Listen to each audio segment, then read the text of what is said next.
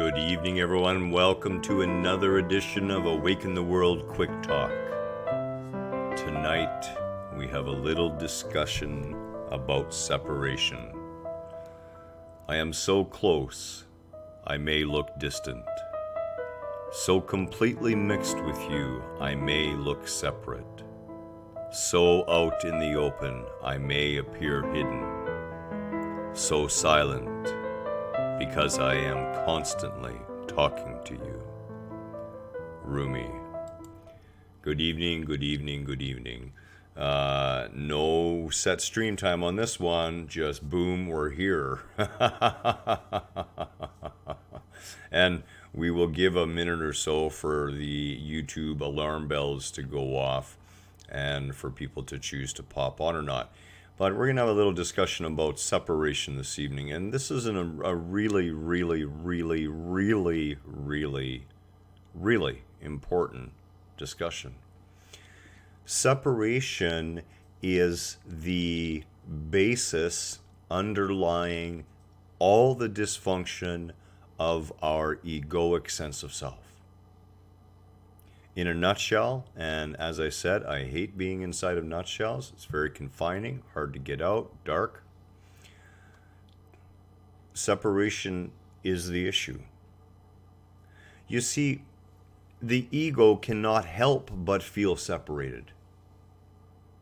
It cannot help but feel it is distinct and that it is separate from another, separate from a plant, separate from a dog, separate from a cat, separate from my mother, separate from my father, separate from my sister, my neighbor,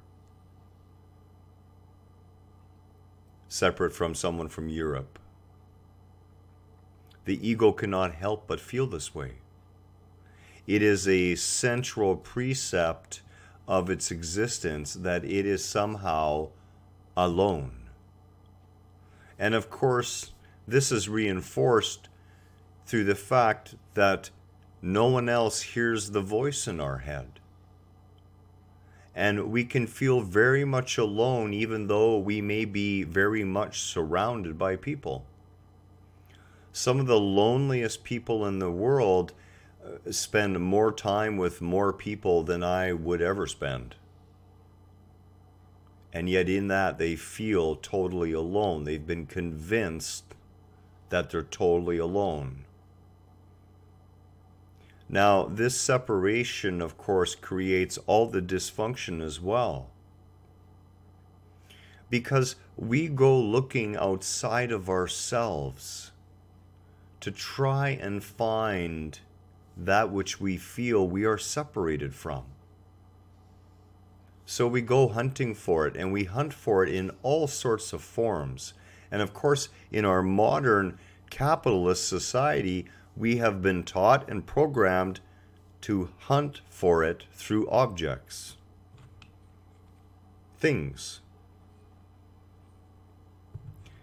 And of course, none of these possessions bring any lasting sense of togetherness or oneness or wholeness or unity. And then we reach outside of ourselves again. We try to do so in relationships, thinking that another is somehow going to make us whole. All of these are based on the foundation that you are separate. And I want to tell you this evening that that is a lie. It is an impossibility on every level of existence. The water that is contained within our body is the same water that was there at the birth of our universe. It is the same water flung through space for billions of years, riding as frozen comets. It is the same water that was once urinated out of a dinosaur. All that water is thousands upon millions upon billions of years old. That water is shared by all of us.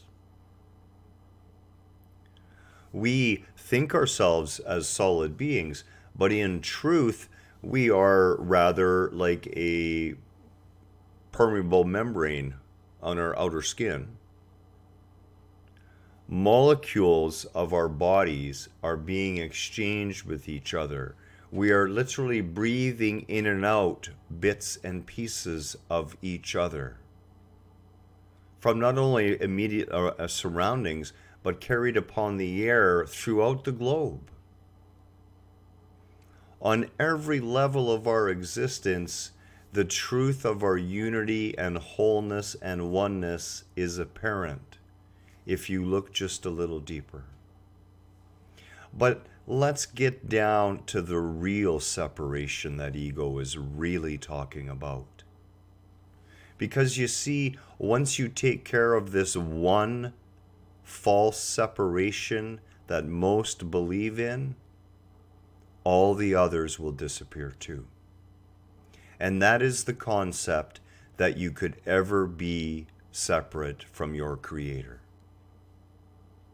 This is the most important thing that you can ever realize in your existence. It will transform every aspect of your life. The realization and conscious acceptance of the truth that you and the Creator are one on every level.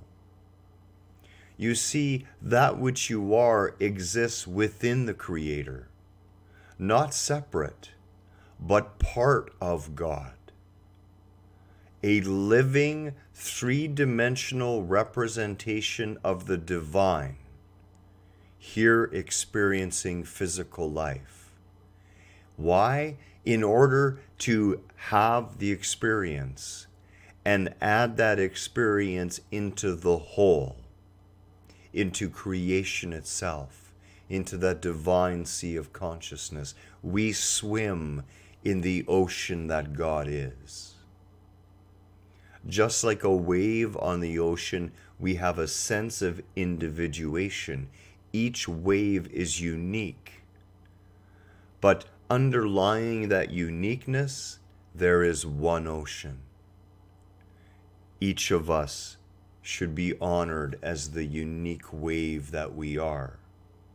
But when you look at your brother, your sister, the person you meet on the street, your adversary, your friend, your foe, your confessor,